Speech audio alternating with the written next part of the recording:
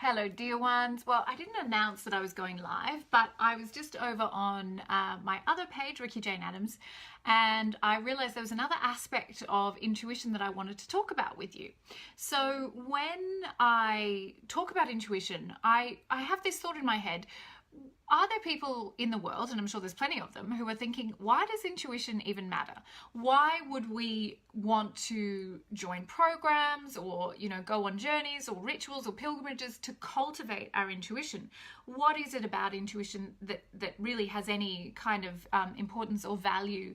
Aren't there other things that are more important? Like, isn't it more important that I learn to meditate if I'm on a spiritual path? Isn't it more important that I, go to Machu Picchu or buy the biggest crystals? Or, there's so many different things that I think can come under that banner of spiritual seeking, that why is it that I've devoted not only my life but my institute to the development of the intuitive sciences? And I really want to respond to that question that I guess I've sort of rhetorically asked myself, because if that knowledge is not in place, then of course it's going to be very difficult for us to ever privilege it. Why would we privilege cultivating an invisible, ephemeral quality or skill that some people are going to question as even real anyway, and that even we are going to question? Because this is the thing with intuition. It can't be proven until it is. And so often our ego will try to sidetrack us from following the instructions of our intuition, that we then have doubt that intuition is even real. And one of the questions that I'm often asked is, how do I know the difference between my intuition and my fear? So that is sort of what I want to touch on, is why does intuition matter? And then how can we actually know when we're hearing, listening, following, feeling our intuition versus just the voice of our ego that's constantly trying to derail our efforts? Good questions, Ricky. Let's jump into those. So why does intuition matter? Intuition matters because it is the way that the infinite, unlimited consciousness, that is everything, the quantum field in science terms, the unified one mind in more spiritual language, is what we are. So we are intimately connected to this field. There's no separation between us and it. It is simply our perception of the vibrating particles of matter that look solid, that are actually not solid, that makes us believe that we're separate from the field around us. And even though the field cannot be perceived with the human eyes, it's no less real. And science has been telling this for us for over 100 years now, that everything is energy, and that energy is in constant communication. That energy is also at the quantum level beyond time and space. So those dimensions are purely constructs. And according to different quantum physicists, they'll tell you they're constructs so that we can learn to traverse consciousness. I'm not going to go down that rabbit hole today, although I do like that rabbit hole. What I want to do, though, is explain why being connected to that field matters and how intuition does that for us. So that field is everything that ever was and ever will be, and therefore it contains everything that ever was and ever will be. And the way that we channel that communication, the way that, and I mean channel as in funnel that communication, is through the fourth dimension. So if we think of the field, that infinite field, as the fifth dimension, which is pure energy or pure consciousness beyond form, and that matter, this 3D reality that we can touch, feel, taste, and know through our dominant senses, as 3D, then the bridge between those is the fourth dimension. And you can think of intuition as a fourth dimensional construct. So it allows us to communicate between our pure consciousness state and our physical reality state, using the body through the different dominant clairs as a way to register sensation, as a way to use those senses to signal that information has arrived from that infinite field. So if we're not in relationship with our intuition, then we're cutting off the greatest power that we have to get our lives where we want them to be. If there is a consciousness that knows everything, I want to be in touch with it. I want to be part of that consciousness. I don't want to be outside of that. I don't want to be the one person on the planet who forgot to check in with her intuition. The truth is that we all have this capacity to commune with our intuition. It's in nobody has it more than anybody else. But those who may seem to have it in a more prescient way have simply worked the muscle. Now, for some people that can happen before cognizance, so they're born with that muscle more developed. But for most of us, that is a conscious choice that we make, just like learning French is a conscious choice that we make. Unless you're born in France, you aren't going to speak French unless you make a choice to invest the time in that process. The beautiful thing about learning intuition is that it's not a linear process. So unlike learning French, which will require you to sit down with the book and learn the verbs and the way they come together, which I can't even remember the terms, it's been so long since I studied French, with the commitment to opening to your intuition, which is the language of the cosmos, your commitment will accelerate or open that doorway for you, because the infinite one mind wants you connected with it. Now, why? Why does the infinite one mind, that quantum field that has all the information, want you to be connected to it? Because you are it. And this is where we need to understand the classical spiritual hermetic laws. We need to have a deep grounding in a classical spirituality. We need to go beyond the trinkets and superstitions of the New Age, and we need to revisit ancient wisdom. It's only in doing that that we can understand what we truly are, change our perception about ourselves, and unlock the mysteries of the cosmos. These laws are immutable, which means they don't change with time. Nothing changes them. They will work as they have always worked since the beginning of consciousness itself.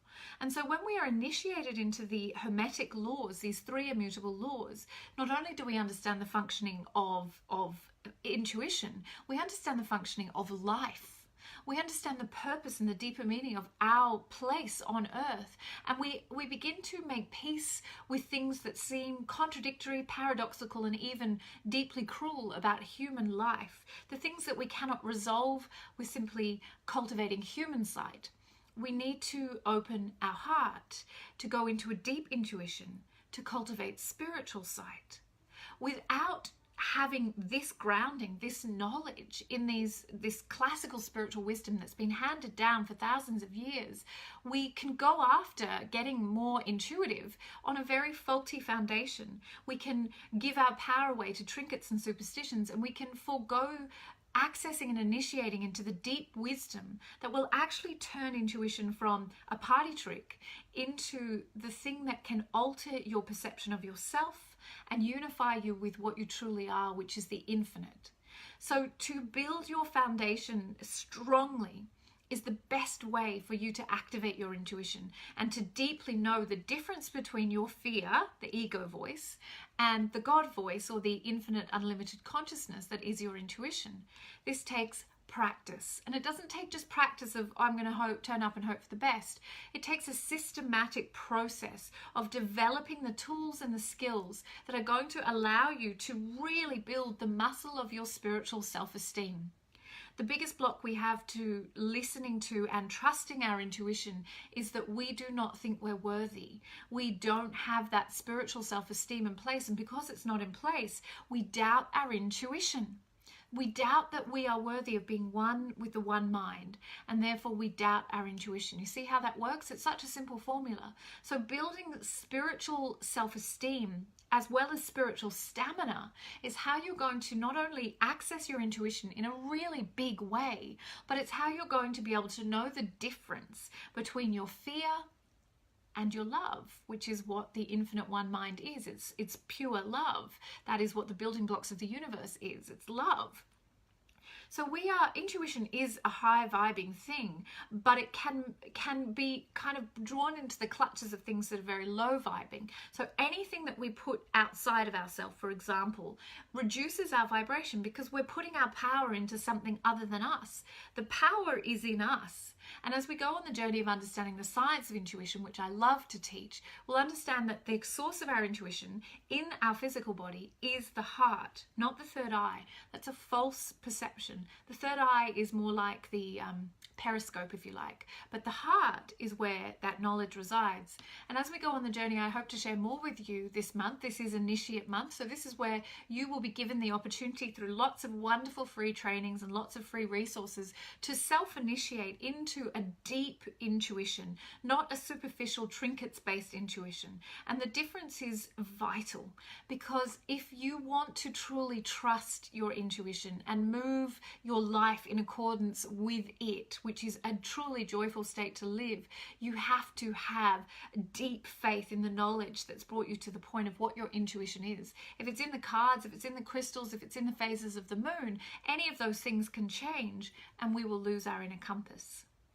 So I would love for you to join me. I have a free training coming up very soon on the 3 immutable Hermetic laws, because these laws, I believe, should be in everyone's possession. And without these laws, we are just bumping around in the dream, thinking that we know how things work and getting angry at God and saying, you know, have you ever said this? I'm sure you have. God's teaching me a lesson, or, you know, the universe is teaching me something. That's simply not true. These are misnomers. When we understand how the cosmos truly functions, then we'll stop saying those things, because they're not true. What is true is that there is a divine order. The cosmos is ordered to the second, and the 3 Hermetic laws are how we understand both how those laws function at the cosmic level and at the individual level. Until we are initiated into these laws, we are going to feel as though our life is out of our control, and that some days it works and some days it doesn't. We'll feel like our intuition is on in some moments and off in others. That's not the point of having a deep intuition. A deep intuition, which I call intuitive intelligence, is the starting point for your change of perception of self, so that you may return in full consciousness to what you are, which is infinite and unlimited. Join me, the link's here with the video, so we can go on this incredible adventure together and really get initiated into this wisdom that I believe we should have got when we were babies. And if we had, we would have saved ourselves so much trouble. And this is the most powerful way to switch up or turn up your intuition to epic proportions. So you'll never have a doubt, you'll never even have a question, because your life will feel so divinely guided that even when it seems outrageous and crazy, you'll go, yep, that's my next step. And you will just trust, and everything will flow as a result of that trust. It's a partnership, and we've got to learn how to work that partnership. We've got to learn how to work the muscle of our intuition. And the deep classical wisdom of the Hermetic laws is the most profound foundation that we can get to turn our intuition up to 100,000,000%, to quote one of my gorgeous priestesses. Thank you so much for joining me. Please join the live training. Let everybody know about it if you think that they will benefit from it. And yeah, let's hang out again soon. Have a beautiful evening.